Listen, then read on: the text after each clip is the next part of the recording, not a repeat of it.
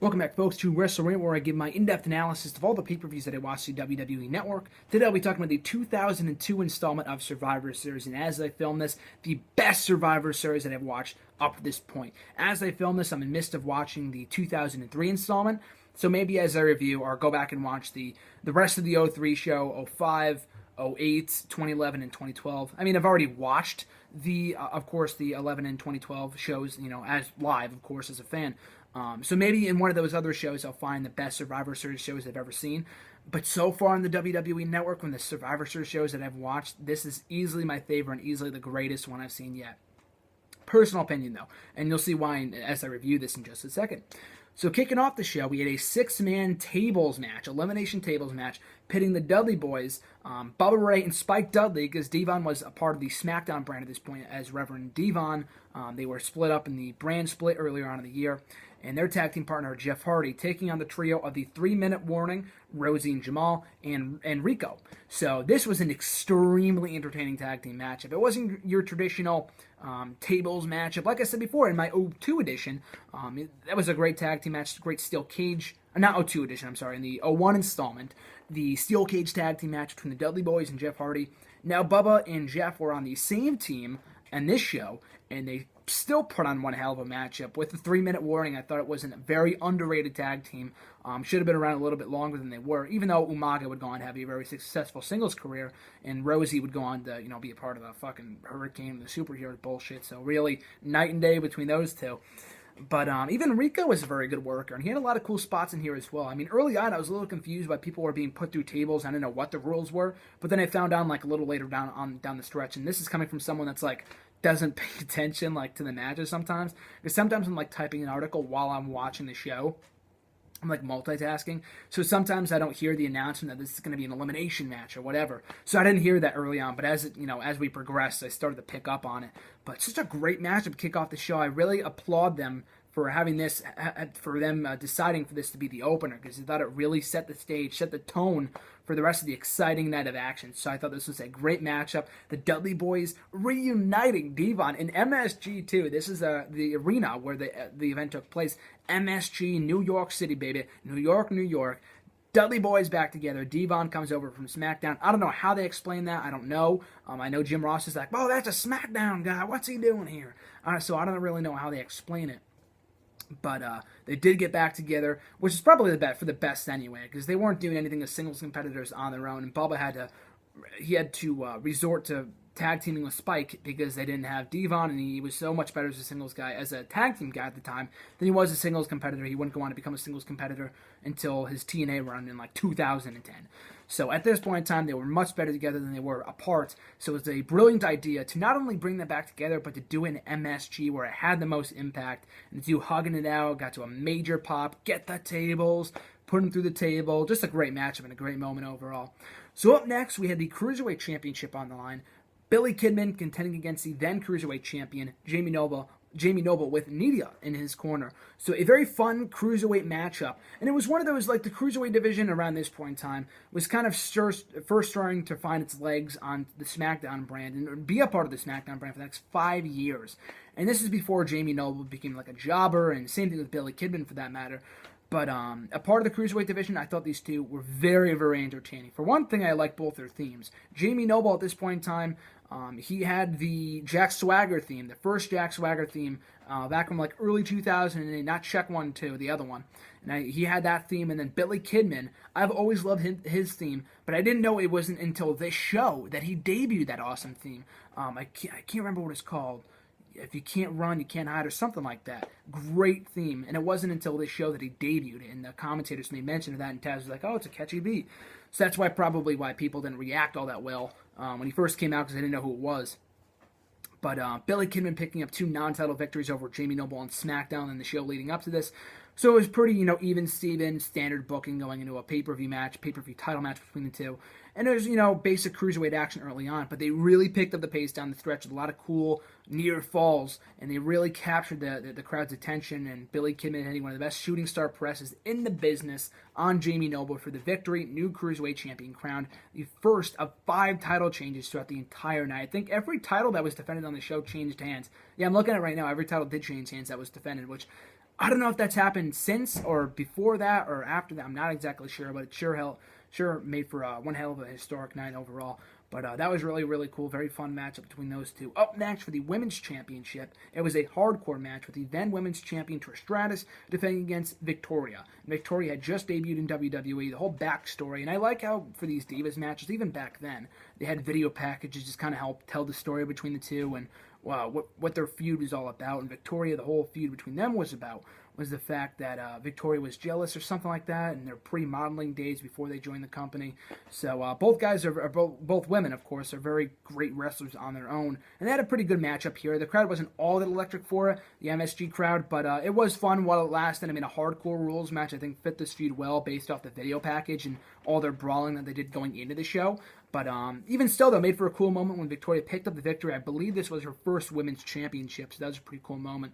But I think Trish Stratus would be a part of every major women's title match at Survivor Series for the next couple of years. She was in 01, like I said before, on this show, and 03 as well, I think, if I remember correctly. I think it was 03 as well she was a part of. No, actually she wasn't. It was Lita and someone else, I forgot. But, Molly Holly. So she wasn't a part of that show, I don't think. But anyway, though, Trish Stratus was the bearer of the Divas division for quite a long time. This was no exception to that rule. So a very good matchup from those two, even though the crowd wasn't all that into it. The finish kind of just came out of nowhere. Victoria hit a snap suplex and then just pinned it for the 1-2-3. So it was a weird finish. But even still, though, a good match and far fucking better than anything we see nowadays from the women. No offense to them, it's more uncreative than it is the talent, but it's a shame. It's really a shame because they actually had a story going on. Like Paige and AJ could probably have a better match together, but without a story, people don't give a shit. So up next, we had Big Show and Brock Lesnar taking on one another for the WWE Championship. So early on, I'm thinking, well, like, wow, this is really happening early on in the show, because I think this happened around the 1 hour mark. But looking at the card now on Wikipedia, it really wasn't that early. It was the fourth match on the show. Overall, there were 6 matches, not including the Heat match. And it was the main event that went the longest with 40 minutes, and each person had to get an entrance and all that kind of stuff. That took up the last hour of the show, and the post-match title celebration with Michaels and all that kind of stuff. But even still, though, I thought this matchup happened a little early, but in retrospect, it didn't. I think it was probably the best slot for this matchup. It sure as hell wasn't going to happen in the main event. It only went 4 fucking minutes. It was weird, because I thought this was going to go on a lot longer than it did. It felt short when I was watching, but now looking at the Wikipedia thing, it says it went 4 minutes. It felt like at least 7 or 8, but for a WWE title match, I was really surprised. They did some stuff before the match and after it, so that maybe kind of made up for it, but it was really weird, though, because I thought they should have been given more time. Maybe they were at some time constraint or something. Like, even the tag team title match that happened after this, maybe take a little more time out of that and put it into this matchup. That could have benefited them a little bit, but regardless, though, it was a fun match while it lasted.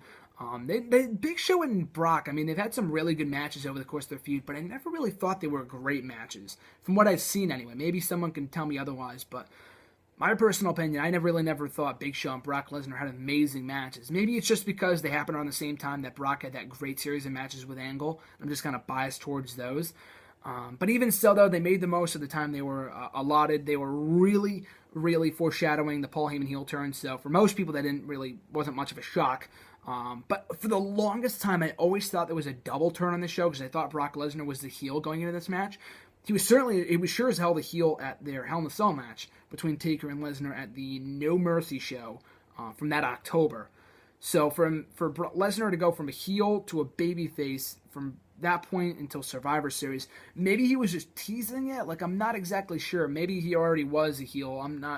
I don't really know. Maybe he already was a babyface. I don't know when that real turning point came. Maybe it wasn't made official on the show. I'm not exactly sure. And Big Show, I don't know if he was already heel before this as well, because they said that he was traded from Raw. Like I said, I only watch the pay-per-views. I don't watch what happened before it or after it. I just watch whatever's on the pay-per-view that includes video packages. So I wasn't really sure about that. Maybe someone can answer that question for me, but I was a little confused as to why, or at what point Brock Lesnar became babyface. And maybe he just went over the crowd or something. Like, he was already getting cheered in, I don't think, was it New Jersey? I can't remember. Maybe it was Rhode Island or something. I can't remember exactly. At SummerSlam when he beat The Rock for the title. And people were already cheering for him by that point, so maybe they just said, fuck it, we'll just turn him babyface. So maybe this was a double turn, I'm not exactly sure, but Paul Heyman aligning with Big Show, and like I said before, they really laid it on thick earlier on in the night when Paul Heyman said, I'm going to make sure that my client walks out the champion. Like, at that point, I was already made obvious that he was going to turn on Lesnar, but I think it was Lesnar's first singles defeat, first pinfall defeat at all, but first singles defeat via pinfall or submission. Via pinfall, because he wasn't submitted, obviously. But first singles loss at the hands of the Big Show. I mean, in 2014, I would cringe. But back then it made sense because Big Show is a guy that could, physically dominate someone like Brock Lesnar, even though Brock Lesnar, with his MMA skills in 2014, could probably kick Big Show's ass. In 2002, it at least made sense. And the story they were trying to tell was that Brock couldn't beat Big Show. So they kept that story going strong by having Brock succumb to defeat here at the hands of Paul Heyman, due to Paul Heyman's actions at ringside. So it made Brock Lesnar official babyface. He broke out on his own. He can never really talk on his own, so that's probably the biggest thing. But as a babyface, you don't really need to cut promos anyway. You just need to go out there and be a beast.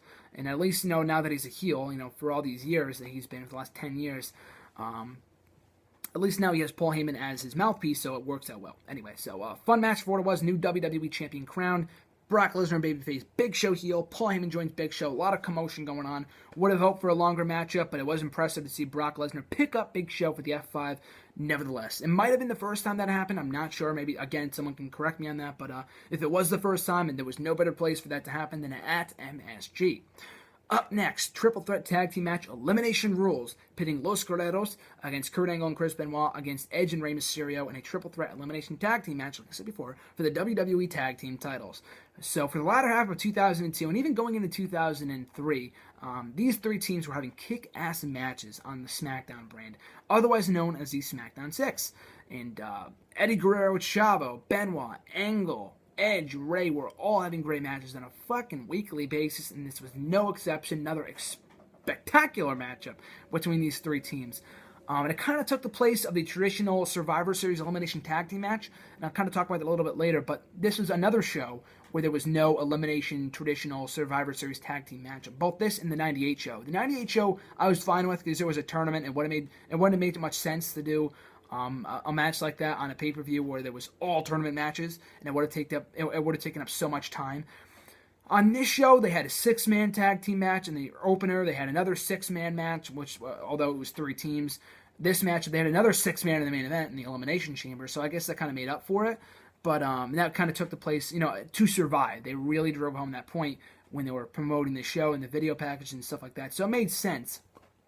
But even still, I guess they also could have done some sort of traditional tag team match with these 3 teams instead of having them face off. But it made sense, though, because I think it was Edge and Rey that won the tag team titles first, then Angle and Benoit won them, and then Guerrero's win them on this show after Edge and Rey won them back.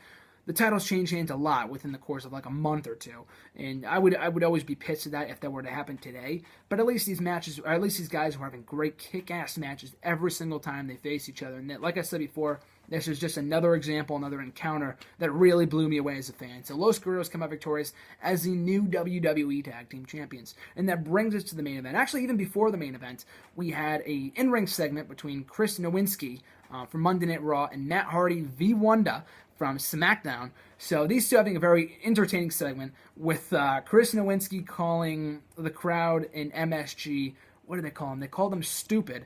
I know, what was it? Yeah, he called them stupid. Matt Hardy comes out, and Matt Hardy calls them losers. So they have a brief disagreement about which one they are. So they agree to disagree, and they say to call them Lupid. So that was pretty funny. But so these Lupid fans go crazy when "Holler if you hear me." Scott Steiner comes out to a big fucking pop. It's awesome. He lays out Matt Hardy and Chris Nowinski right off the bat, and you can verbally hear him say, you can audibly hear it, "Give me a fucking mic." Obviously, it's not too loud, but it's loud enough that anyone watching on TV can hear it. So it was crazy. It was a free agent signing. It was a signing of the free agent Scott Steiner, making his first WWE appearance in quite some time after jumping ship to WCW in the 90s. And I guess, like Jim Ross said on commentary, some people were expecting it, so that the pop could have been even better if it was unexpected. But the news that broke the night before on Confidential that he was coming over to WWE, but the thing was that people didn't know what brand he was going to join. Although he didn't show any interest in either show right here, he would later sign with Monday Night Raw to go on to feud with Triple H and all those other guys. But even still, though, It made for a very awesome moment, coming a very brief promo that, as to why he joined the WWF. Said, "Big Papa Pump's got your hookup. Holler if you hear me," with the sirens going on. I'm a big Papa Pump fan. Guilty pleasure of mine. I really want to see him back in WWE one day. I read a recent interview that said that he turned down a Legends deal from WWE, which kind of sucks because I really want to see him back for it. Albeit one appearance. That's it. Just one fucking appearance. Hopefully like a future Rumble or something. I can hear those sirens go off. Even if it be an MSG again, those fans are going to go crazy because I think Scott Steiner is so entertaining, both in the ring and on the mic, especially on the mic. So this was an awesome segment, an awesome moment for me personally. I've already seen this moment like 5 times before this because I love Scott Steiner, but reliving it and rewatching it was very entertaining to say the least. So we get to the main event, the first ever Elimination Chamber match for the World Heavyweight Championship. Then World Heavyweight Champion Triple H defending against longtime rivals Shawn Michaels, Rob Van Dam, Booker T, Kane, and Chris Jericho. So 6 of Raw's finest facing off in the first ever Chamber matchup. So Raw General Manager Eric Bischoff comes out before the matchup, saying the rules of the matchup, explaining the rules for people that didn't know or, didn't know what was going to be happening and stuff like that. So that kind of made it clear for people that weren't aware of the rules of the contest. So that was a nice little reminder, even though as a fan I already know because I've already seen like a million of them. But even still, though, I did not know, something I did not know, though, was that this was Shawn Michaels' second in-ring appearance of 2002.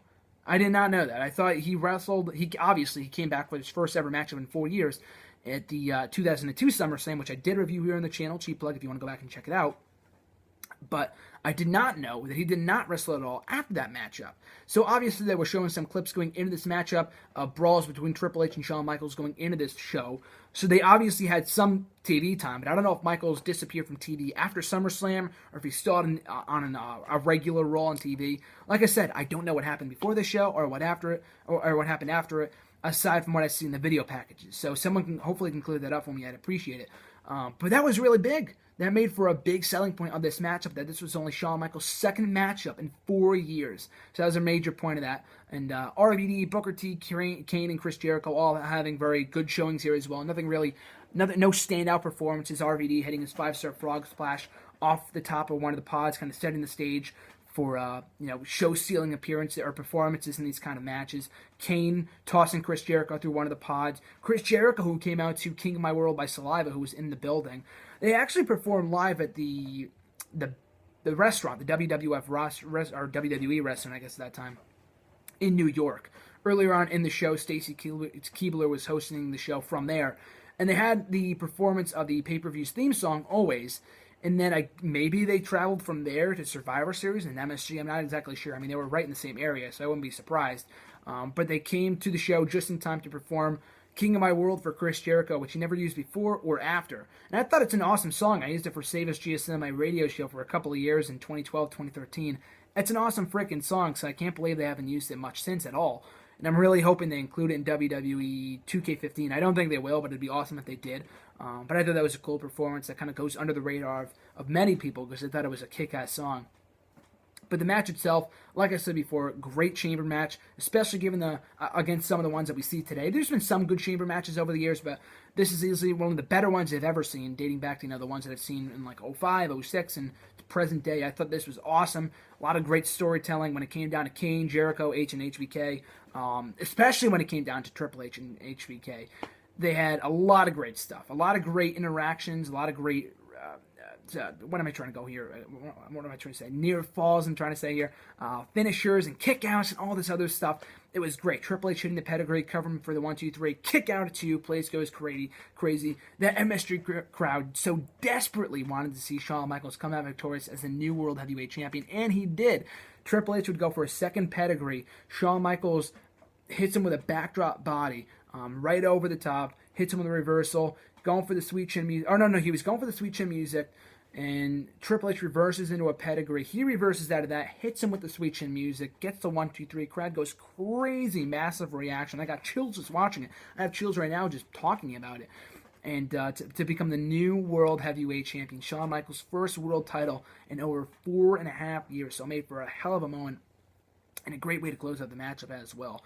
So great stuff from Shawn Michaels and Triple H, especially in those final few minutes of that matchup. And I still say to this day that Shawn Michaels and Triple H had easily one of the best feuds in WWE history. I mean, it easily gets overshadowed by feuds like Rock and Stone Cold and all these other feuds that happened. Mr. McMahon and Stone Cold and all these other feuds that's happened over the years.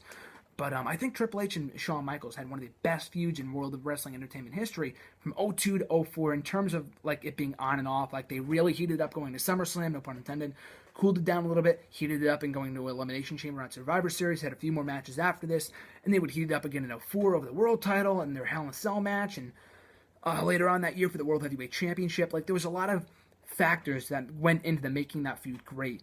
And I thought this was another awesome encounter between two of the very best in the business. And like I said before, don't take guys like RVD, Booker T, Kane, and Jericho for granted, because I thought they all had great performances as well. But an excellent matchup, an amazing moment with Michaels coming out victorious as a new World Heavyweight Champion. Like I said before, his first world title in over 4.5 years. Made for a fantastic way to close out what I thought was an extremely entertaining pay-per-view on the whole. So easily, it goes without saying, go back and watch this pay-per-view as a whole, because it was not one thing on this show that I did not like. We had 5 title changes. Maybe some would argue that's a little bit much, it's a little bit excessive, but then never really lessened the impact of each title change. When the tag team titles changed hands, it made for a big moment. When the WWE title changed hands, it wasn't the biggest shocker in the world, because like I said before, it could be seen coming from a mile away, but it was still a big moment, no pun intended, when Big Show captured that title.